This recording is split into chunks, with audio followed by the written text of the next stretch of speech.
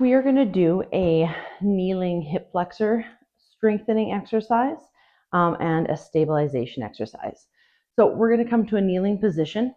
Toes can be curled behind you or relaxed. It's up to you.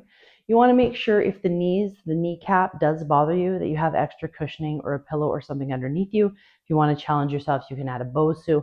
You're going to either want to start with something to hold on to that's at about shoulder height. So I always use my handy dandy foam roller, ballet bars, the wall, anything will do. What we're going to be doing is we're going to work through the side in which you're holding the hip flexor range of motion. So we're going to do kind of a circumduction of the hip, come up, tap the toe. So we're not going to fully place the toe down, and then come around and place the leg back together. What we want to try and do is do it without leaning. You can see I'm leaning and leaning one way or the other. You want to be utilizing the core and the glute, everything on that stabilizing side, and using the strength of the hip flexor, the QL, and those obliques to bring that leg up and bring it back down. Trying it without every once in a while just to see where you're getting, because we can really start depending on that, balancer, right? We really want to try and build the strength. After you've done 8 repetitions, you're going to hold here. You're going to pull your core in. 7, 6, 5, 4, 3, 2, and 1. And what you want to get to with this one is having your toes straight. 1, 2, 3, not rounding out in the back. It's keeping your back nice and straight. You can even place your hand on your lower back so you don't feel it engaging or rounding. And you're going to feel that quad and hip flexor start to engage.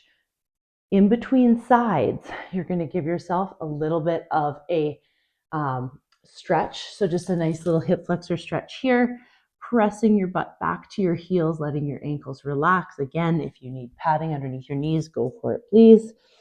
Not a stretch in the shoulders or chest. We're not looking for that. We're just merely looking for a little bit of a rest in through the hip flexors, because everything in that lower body from the knee to pretty much the ribs was working and engaged to some extent.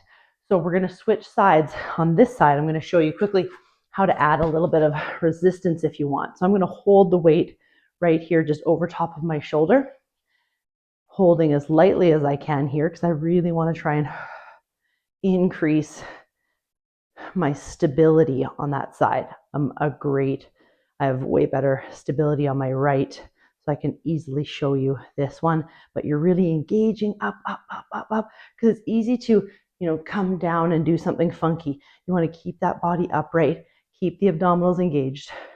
Tap and down, tap and down. Hard to do slow if you're not holding on to something, even just for that little bit of proprioceptive balance. After you're done, 1, 2, 3, I'm doing about 7 to 10 each. 1, 3, straighten the leg for the last 4, 3, 2, and 1. On fire. Taking that break again. Supersetting this with the exercise that I have provided you. If you don't have a superset for this one, you can just take that 30 seconds to a minute in between each side and alternate between sides.